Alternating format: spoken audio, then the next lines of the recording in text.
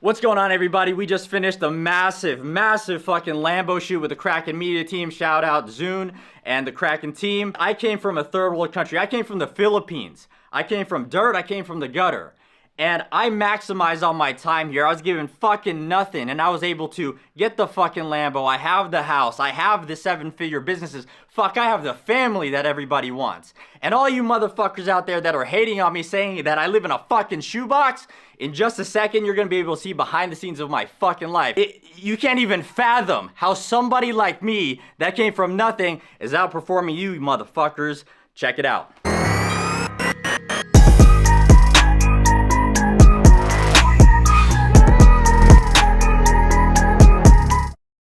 Pull up in motorcades, I got a show today. It's all I'm trying to do. Hustle and motivate. Choppers a throwaway. Hustle the overweight. That's why they follow me, huh? They think I know the way. We're live. Where'd you come from? How'd you get here? Yeah, bro. So I came from like the Oakland area, Northern California. Like, if you look at the size of this office, this used to be like the size of my whole living area. The house that me and my wife lived in was like a little 2-bedroom spot that we had access to, was not even this big combined. And so for the reason that this is just even my office space, it's crazy. But for me, I've normalized it to the point where like I don't even know it's normal, because I just keep kind of finding all of my limits. I keep finding all of the things that people say is not possible. I'm like, no, I want to show that it is possible though. I want to lead by example. I want to show people that if somebody like me, from where I come from, can do what I'm doing today, and this is not even it, like we're literally just getting started. If I can keep achieving different levels in my life, everybody can follow my lead. And I just want to lead from the front, show everybody what's possible, get it done. You just say you're going to do something, and then you live every day to do it. That's all we do. So when we were talking about, like, you know, San Lorenzo area, San Leandro, Meekland, Llewellyn, all of that, think about like Union City, right? Like, you know, the place where like the cinema is, Jollibee, all of that stuff. Like, that was a nice area. Oh yeah. That's like where I grew up, like going to and everything. That's like where you look forward to going to. Mm-hmm. And so yeah, I've just detached so much from like that life, bro. The way that it was over there. So it's crazy. I think lately, especially after this Lamborghini, I've been more like grateful than anything. One of the things that Wes actually told me was like, there's gonna be some unlocks that happen, bro. Get the Lambo, believe in yourself, do the thing. I was like, I don't know, bro. I don't know if I should do the thing. So I did the thing, and then like gratitude has been like overflowing like crazy. Which I know is Wes's number one, like leads with gratitude, and that's kind of what overflows, comes out of everything. So now I'm just like, shoot, bro. I made probably 25, 30 G's or something like that in the past like 24, 48 hours. And in my head, I'm just like, well, I say that, and for me, I don't emotionally feel anything. And then when I say that in front of other people, they're like, oh, damn. And I'm just like, is that crazy? You know, like, is that a thing? And then there's a part of me that's like, be humble, motherfucker. And then there's a part of me like that, fuck that, bro. You worked so fucking hard to get to this level. You know what I mean? Fuck humble. So yeah, it's fucking nuts. Yeah, bro. I was telling people in my mastermind call, actually, this is not the desk that I had. This is actually an upgrade from the desk that I had. I had a little IKEA desk. But what people don't see is this right here. My wife, when she got this for me, actually cried when I unpacked it, because this is when my daughter was born, the little 3-year-old running around right now. And you see all the smiles. But when I saw this for the first time, bro, I broke down crying, because bro, I was going through so much shit. I was like trying to be the best dad I could be. You can see like how much my family's like involved with my, you know, surroundings all the time. But I broke down, bro, because this was a guy that was going through a pandemic, new dad, new business online, new everything, just trying his best to be a good new husband, because me and my wife got married during the pandemic on Zoom. We didn't even have a regular fucking wedding. We had a Zoom wedding, and the person that married us was in like Texas. And we were just like, no, you're my person, I'm your person, we're starting a family, we're doing the thing, life's too short, and we got married on Zoom. So not only am I a new husband, I'm a new father, I'm a new online entrepreneur, I'm just this guy trying to figure it out. And figuring out led to this life that I have now. And that's why I tell people all the time, like, nothing really matters except the decisions you make getting through the right now, step by step by step. And people are like, Phil, that sounds super pretty and fancy, but there has to be something else. I'm like, there can't be anything, bro. If you just focus on the next foot forward, left foot, right foot, aren't you gonna get to the level? And so when I look at this, the reason why I have it right here front and center next to when my second daughter, Alessia, was, I found out she was coming. The reason why I have these constant reminders is because, especially when you have kids, those are timers that you can't stop.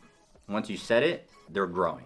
Like my daughter's 3, this shit just happened yesterday for me.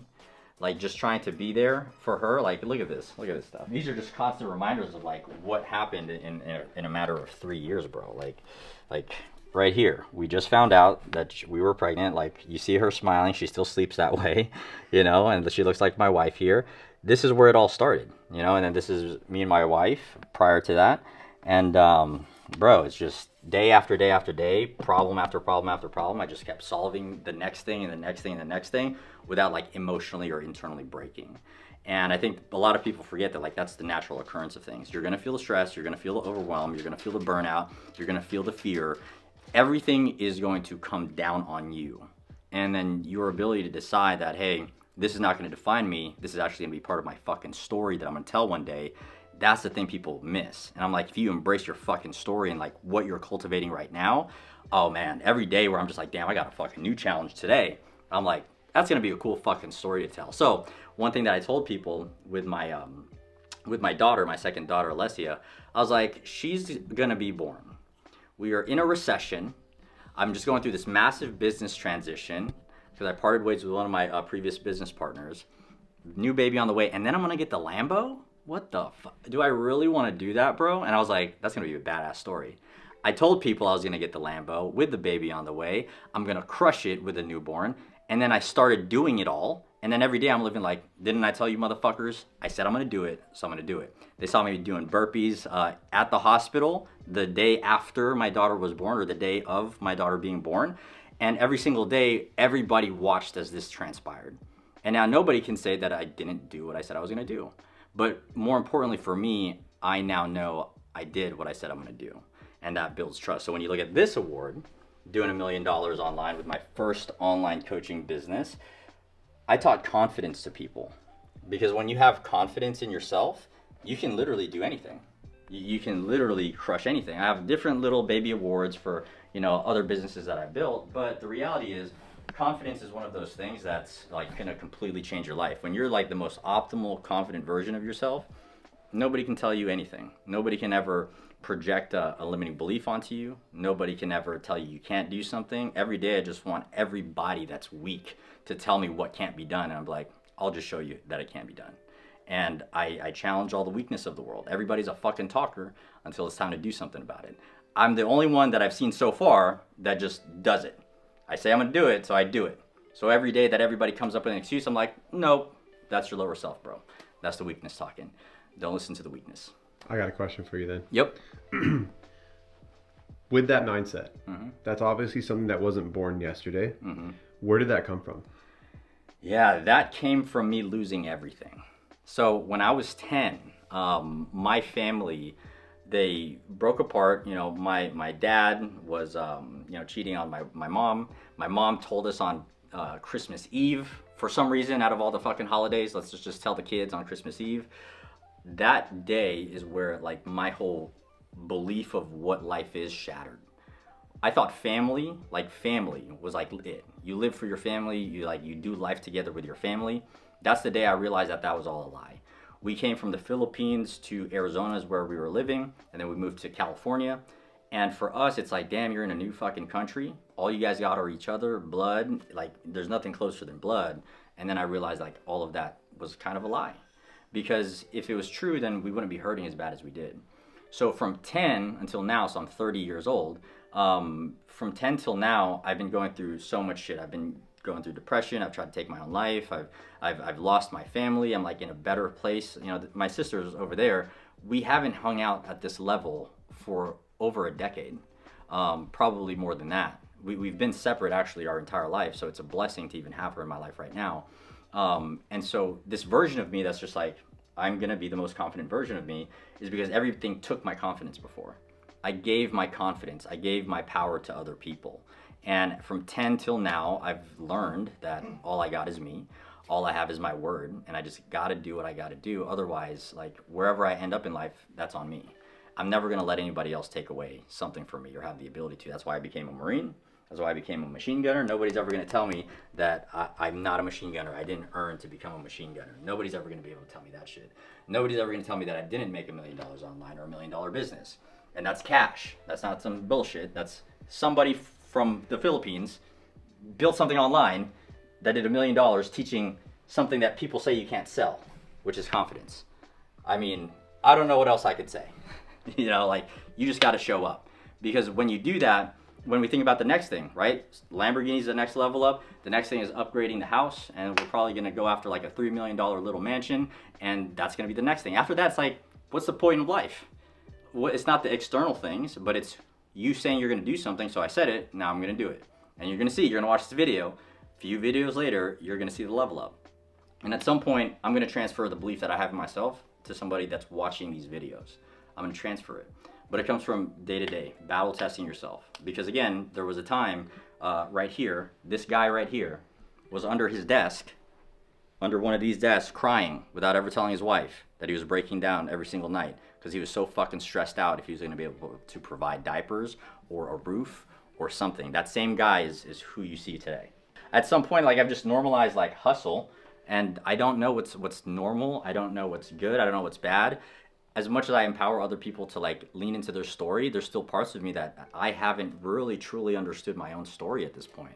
You know, like for me to tell somebody, hey, we can build you a 6-figure, 7-figure business right now, and just have the confidence that it's like, yeah, we can fucking do it, no worries. Yeah. I was never that guy before though. I'd always be the guy that's like questioning myself, like, motherfucker, can you even wake up tomorrow? Can you even like not snooze tomorrow? Can you like not drink tonight? I used to like go to the bar every night, literally every night, because I thought it was cool to do it. Not like from a sense of like, oh, I'm a cool guy if I drink every night, but it was more of like, well, my identity is I'm that hard motherfucker that like I do a hard day of work and then I go drink. Long Island iced teas, get me my first one. Make sure you come back in like 3 to 5 minutes with the second one because I'm just gonna pound this and I'm gonna pound the next one. And that was like normal. But at the same time, then I'd beat myself up throughout that night and just be like, man, my life is not where I want it to be. It's like, motherfucker, you just spent the whole night drinking. Of course it's not where you want to be. But again, there's seasons in our life where like we feel powerless. And if you just like are in the passenger seat of your life, you're never going to realize it. But when you take control, you take control of the wheel and you're just like, fuck, bro, that's kind of on me. I'm kind of a fuck up right now. I'm going to do that. And especially like with the military, like we were bred to like drink, you know, that's like part of our culture. So to not drink anymore, to like, I met with one of my Marines, Norman, if you're watching this, I love you, bro. I met with one of him and he's like, hey, you want to drink for the old times? And I was like, nah, bro, that's just not me anymore. So for me to turn down a drink with one of my old Marines, man, it was fucking nuts because it just shows like how my identity has shifted and changed. But you have to put your purpose, you have to put your life ahead of all of these like little minor and temporary good feelings, and you need to take the hard path. And when you take that hard path, you're going to be different, and people aren't going to get it. People aren't going to understand that you work that fucking hard so we can do things like spend a whole fucking day doing cool shit with cool people without like worrying about, oh my gosh, do I have work to do? I spent 1 hour working today. The rest of the day, I'm just going to build my daughter's Lamborghini. We're going to film cool shit, hang out with cool people, and that's like life. Why can't life be that easy? The biggest thing that I want you guys to always understand is when you want something in life, to move from survival and needs to like just wants and abundance, it requires you to stop the filter that says but. If there's a part of you that's like, fuck, I want the pad, bro, or I want the car, or I want the life, or I want the money, want it and be okay with wanting that. And then every day, all you have to do so you don't feel like a fucking asshole is do the work where you know, fuck, I earned this, bro. All of this shit, I can say that it's mine because I fucking earned it. Nobody's ever going to be able to say that I didn't earn this shit. Wearing $20,000 of jewelry on my body on a daily basis, that's for me, motherfucker. I'm not trying to flex on you. That's for me to know that I'm worth all of this shit because I put in the work every day. So when you do that, you can say anything that you want. You can want whatever you want, and every day just prove to yourself. You're going to wake up. You're going to get the workout in. You're going to eat right. You're going to put in the work into your business. You're going to hustle and grind for your fucking dream and purpose. And at some point, you get here. I don't fucking know. The thing that's calling me next, because I make a lot of decisions on like how I feel. Because I know there's like a higher purpose, a higher calling. Yes. And my biggest thing is like something's calling me to be a motivational speaker or speak on stages and shit, where I just basically say this shit but to the masses. Yeah. You know. Yeah. So that's what's next. Where this fit into the timeline, we'll fucking see. I'm just gonna keep sending it, and at some point I'm gonna be on stage and be like, oh damn. Remember when I said that on that one video? Dude, that's facts, man. That's facts. You're gonna go out one day and be like, I knew this was gonna happen. I'm 100% gonna cry. Bro, this house is massive. So yeah, so I was asking my my sisters that. I was like, is this a big house? You know, because when we first moved here, I was like, it's too big. Like, you know when you're like in a small space? Yes. And then you move into a big space, you're like, damn, I feel kind of like You're somebody's like, about do to I even need attack to, me. You how know? do I fill this space now? Yeah, Like- exactly, because it's a weird thing. So now that we've been here for a minute, and this was just last year actually, that we moved here. Now it's small to me. It's actually small, and it's weird to say that. Grew accustomed. Yeah, because the spot next to SLZ, our living room was probably this. So you walk in the house, and like this is the house. You know what I mean? Like this is the spot. And then the kitchen is probably, bro, I wish I could find a picture of that kitchen. The kitchen was about right here to right here, bro. Wow.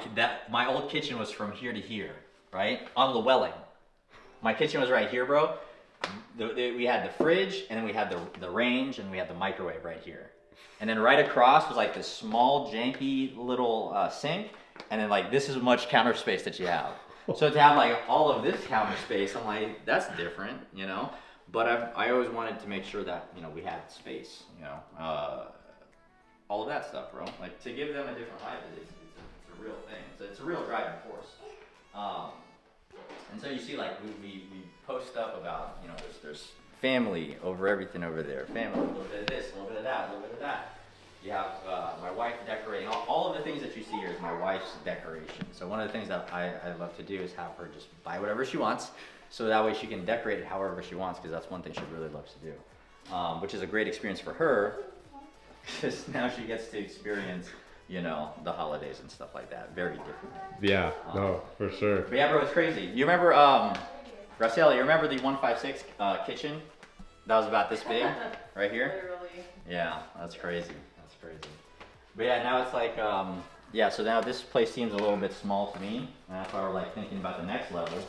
Because after the next level, bro, I think we're just going to be coasting and then just building businesses, doing more bigger things, you know, building the family even more. Yeah. But for now, we'll just build this Lambo, I guess. Wow. Dude, that's crazy, because like you said, you're 30. I'm like, I just turned 30. Yeah? I'm like, wow. Like, Yeah, it just goes to show, you know? Yeah, and I had one of my clients. He's like, bro, like I don't even know how you did this. You know, like you're 30 years old. I'm 41, I think is what he said, or 41 or 42. And he's like, I don't know how the fuck, like anybody in the world has a question for you, and like you have the answer for it. How did you become so wise? How did you always figure out what to say? How do you always do this? And I'm like, the number one thing, bro, is like you got to stop comparing yourself to me, to anybody else, and stop worrying about that shit. Like focus on you, and the only person you should ever compare yourself to is like who you were last year. So that way you can see that you're actually growing. And when we think about like leadership, so the reason why a lot of people pay me a lot of money to work with me is not because of how I coach them or my deliverables, but it's how I make them feel about themselves. So the biggest thing I taught them today was how I lead people is just keeping myself to the highest possible standard. And when you see a motherfucker like me do what I do, there's a part of you that's like, damn, I want to do that. And that itself is like the unspoken part of coaching. You know, it's not, I don't have to tell you, I don't have to have you do exercises or homework, but you watch me as an example and you're like, damn, that fucking guy came from the same place I came from. I now believe and download more of what he's saying because it has to be coming from something. And so now this guy's at 41, 42, and I'm like, bro, me being 30 doesn't matter. When I joined the Marine Corps, there was guys that were my seniors that were like literally the same age that I was, and I was calling them my seniors. I have had guys that were like 18, 19 years old that just came back from war, leading people that were 30 plus.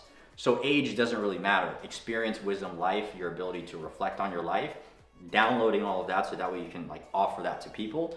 That's where I get all of this. So people are like, Phil, how are you who you are? I'm like, well, I just spend more time understanding who I am. I spend more time getting to know me.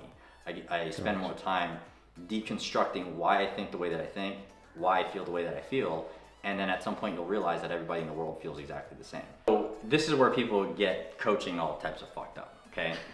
Because when I built that confidence coaching program, I wasn't even intending on building a confidence coaching program, if that makes sense. What I did was, when I first went online, I became a remote closer. I wasn't even a coach yet. I started selling high ticket offers for people from all over the world, and that's how I made commissions. Apparently, that industry's been around for like a very long time, 5-10 years or whatever. And pause you right there. Yep. Because I love where you're going with this. I'm more curious because I want to get it for them. Like, what if I were to say like, oh yeah, I close high ticket? What is that? How, like, what were you doing before this? Like, were you working at a machine shop? Were you? Yeah. You know, I was a business manager for an appliance company. They had just built their first business, brick and mortar. Their first one. They needed help scaling to a second location. So that's what I did. And right before that, I worked at Best Buy, which is where I met my wife. So that I was a sales manager for the appliance section as well over there. And so a lot of my sales experience actually came from selling appliances. And the reason why I crushed it selling appliances, I was doing like $75,000, $100,000 deals over there, is because I understood how to talk to people. I knew I wasn't selling a fridge, I was selling convenience for a household of a family of 6. And what's the best way for them to be able to provide the best foods and sustenance to their children. So I had really like heart-to-heart conversations with people. I wasn't like, hey, this is a cool fucking fridge. Like, nobody gives a shit. But if it's like, hey, you have a family of 6 and you got some kids and you want them to be able to access this and this and this might be a great solution for you guys. So that way you guys can store more food, shop less, do whatever you gotta do, and the kids can also access the fucking freezer for some snacks. And because of that real type of talk, that's how I really started changing the game in the coaching industry and the high ticket space as well. This is what they talk about when you turn like your mess into like a message, you know? Because the more that I share, because again, like I don't share a lot. Even like talking about it for me, there's like a disassociation with the value of what I share. So it's weird. I teach the best thing that I still work on. So when I teach people confidence, I just told my mastermind this, I still struggle with my confidence. Like doing the shit that I do, putting myself out there, like even more than I already have, it shakes my confidence on a daily fucking basis. It doesn't stop. It doesn't matter the level. You're still human. Yeah, I'm not gonna, sugarcoat it and act like, I'm fucking always confident. No, motherfucker, I'm always scared. I'm always scared, but every time I'm scared, I know that that's leading me to the next level. And so what I do is I actually chase my fears now. I'm like, whatever's scaring me the most, I'm gonna fucking do it. Because I know my next level is waiting for me. That's the thing that's your breakthrough, bro. It's like if that mirror right there is like literally the target. It's like, hey motherfucker, look into this fucking mirror, and you're like, damn, I'm scared of that fucking mirror, bro. I don't want to look into that mirror. When you finally have the courage to look inside this mirror, you see yourself, right? And now you can like address yourself. Now you can face your fear, and that thing you realize is like not so scary. Oh, it's just me. Oh, my breakthrough is just me breaking through into myself, me breaking through into all of my fears and my doubts, and fears and doubts are just indicators of where I need to be. So if I'm just willing to actually break through this and just realize it's just a fucking mirror, it's not actually anything. There's no breakthrough over there, the breakthrough's inside of me. I just need to look inside of the mirror to understand that and realize that. Yeah, dude, I can't wait for my daughter to be able to just run around. She loves the real one. But yeah, this will be fun. She picked this out herself, actually. This is the style that we're gonna get for the next one for sure. Oh, definitely. The Aventador? Yep.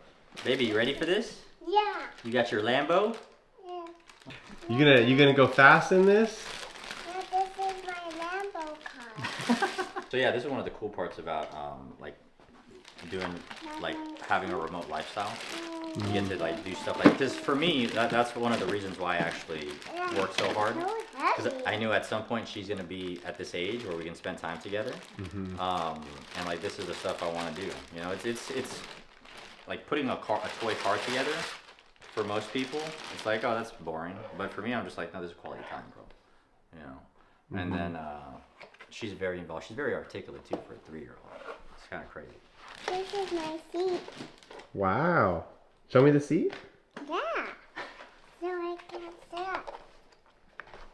So you can sit. She has a squat down already too? Yeah, bro, she got that Filipino squat. By the time she's like 7, she's gonna be coaching people too. Right? Yeah. So sometimes when I'm like traveling or if I'm leaving the house, she'll ask me, Daddy, are you leaving to go help people? So she understands, like, as much as I'm building a business or whatever, what the whole intention is. Because she sees me helping people on a daily basis. She actually likes to be on the coaching call sometimes. She'll actually work with me inside of the office, you know. So the cool part is like she's emulating a lot of what I do already, you know. Yeah, That's she's picking it up. Yeah, it's unintentional, but it's cool. Yeah, it's weird how sometimes when we actually learn to submit to life Yeah. and not control it, things actually are happening to serve us, whether we want to realize it, acknowledge it, or not.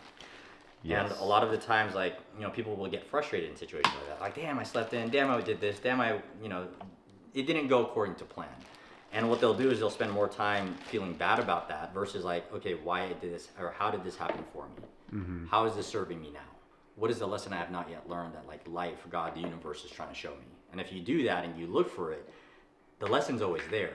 The level up is always there. It's always present. When you start keeping your word to yourself, it's life changing, because the way that you live, you just know that you got you, and like nobody can take that from you. Yeah. When I got me, I'm good.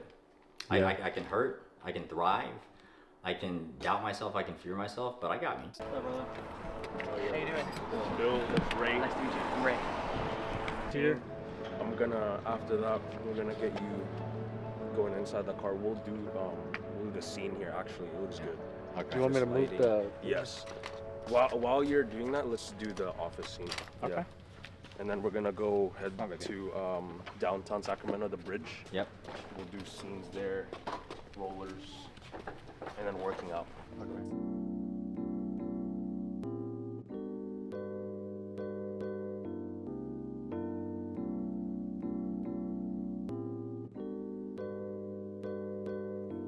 Straight to a penthouse, Miami Beach. Hey, yo, talk crazy on tweets. They don't want it cause I come to defeat. They don't want it. I peep, these niggas all sweet. Bamboo sticks all in the Jeep. Is this like Call of Duty right here? You're an operator now, bro. Yeah, for sure. Oh, bro, this is clutch right here. A little bit of a drive, but. I'm just following you guys? Yes. All right, cool. Let's go. Ready, set, go!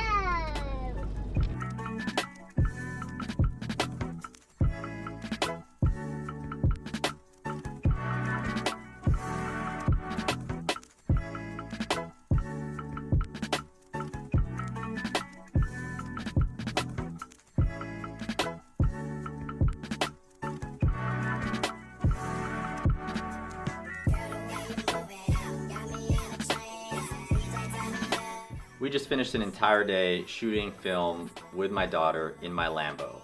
Work hard so you can do cool shit like riding around in a Lambo all fucking